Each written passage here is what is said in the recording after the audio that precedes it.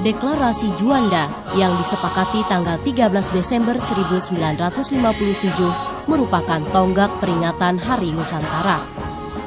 Deklarasi yang diprakarsai oleh Perdana Menteri Indonesia, Juanda Kartawijaya saat itu menegaskan kepada dunia bahwa Laut Indonesia adalah termasuk laut sekitar, di antara dan di dalam Kepulauan Indonesia menjadi satu kesatuan wilayah Negara Kesatuan Republik Indonesia.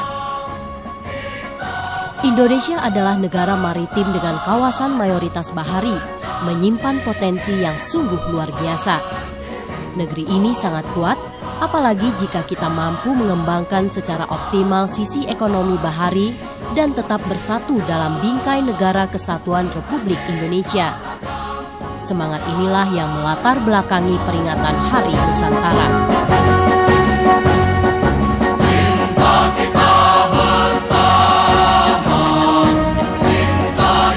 Dengan peringatan Hari Nusantara diharapkan seluruh rakyat Indonesia akan semakin mengenal negeri tumpah darah dan tanah airnya ini, serta mampu menumbuhkan rasa memiliki, cinta, serta membela negeri yang susah payah diperjuangkan dan dipertahankan oleh para pendiri bangsa.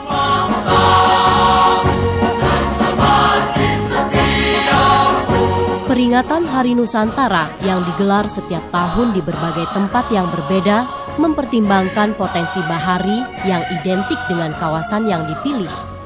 Untuk tahun 2013 ini, Kota Palu dan Donggala, Sulawesi Tengah, menjadi tuan rumah puncak peringatan Hari Nusantara yang jatuh pada tanggal 13 Desember 2013.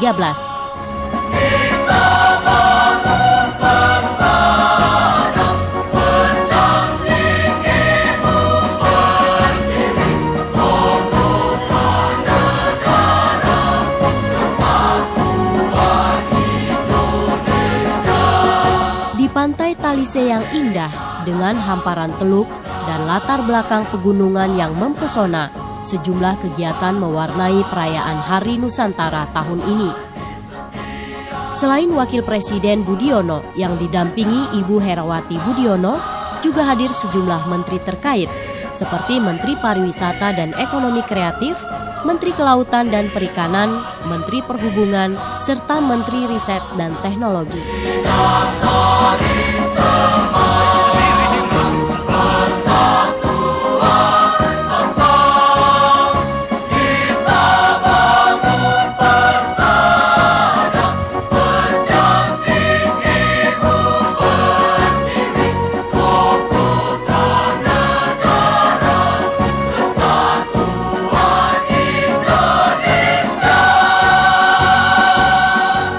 Kesempatan ini terlebih dahulu saya selaku pemerintah Provinsi Sulawesi Tengah sebagai tuan rumah, Gubernur Sulawesi Tengah Longki Janggola dalam sambutannya meminta agar Hari Nusantara 2013 ini tak sekedar hanya menjadi acara seremonial saja, tetapi harus membawa kontribusi positif di kawasan Indonesia Timur dan sentra agrobisnis kelautan.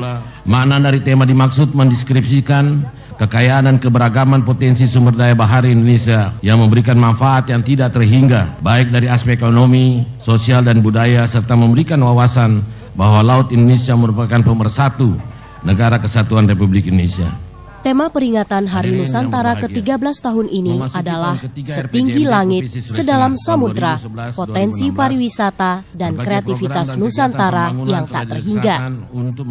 Tema ini mendeskripsikan kekayaan dan keberagaman potensi sumber daya bahari Indonesia yang memberikan manfaat tak terhingga, baik dari aspek ekonomi, sosial, maupun budaya. Membuahkan hasil yang cukup membirakan. Pada kesempatan yang berbahagia ini, kita berada di bumi Tadulako. Selain itu, tema Hari Nusantara tahun ini juga dimaksudkan untuk memotivasi masyarakat agar mampu menggali dan menggerakkan sektor pariwisata dan ekonomi kreatif guna membangun masa depan bangsa.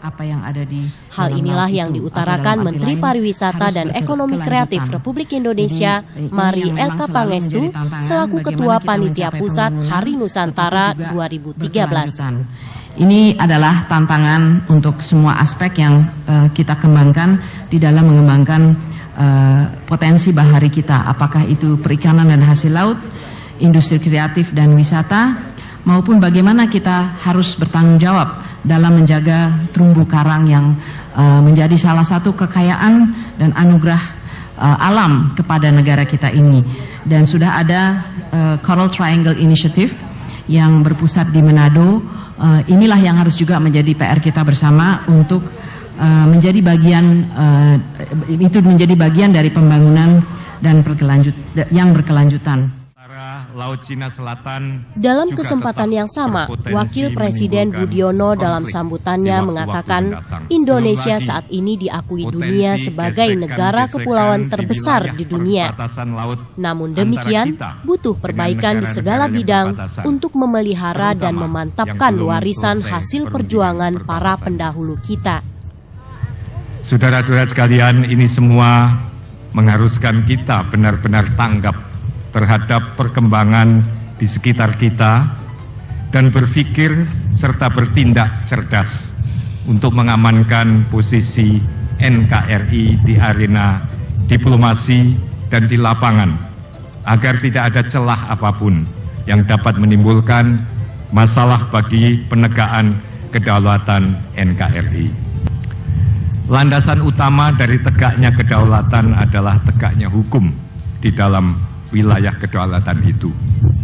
Apabila masing-masing instansi masih melihat dengan kacamata dan kepentingan instansinya sendiri atau kepentingan yang lebih sempit lagi, apabila undang-undang belum sinkron dan bahkan bertabrakan satu sama lain, apabila tidak ada forum koordinasi yang efektif, maka hampir pasti ada celah-celah aturan dan hukum yang dapat dimanfaatkan oleh pihak-pihak untuk tujuan-tujuan yang dapat mengancam kedaulatan kita di bidang ekonomi, keamanan, dan politik.